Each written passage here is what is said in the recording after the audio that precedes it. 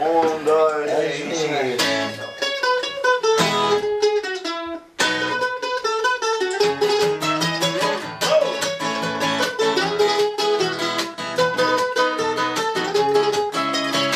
Ceva nu merge bine emoțional, am sufletul plin de extraveral.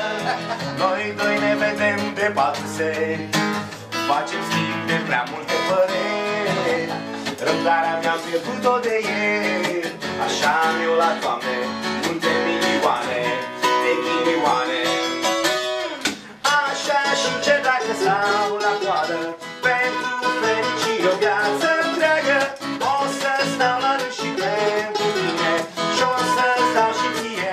Așa și așa, așa și așa, așa și așa, așa și așa,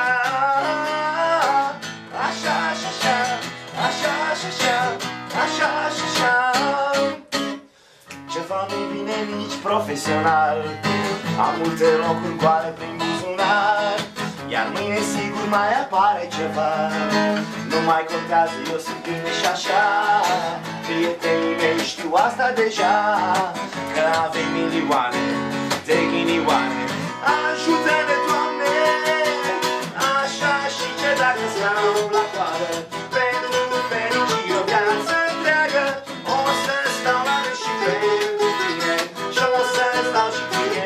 Așa și așa, așa și așa, așa și așa, așa și așa,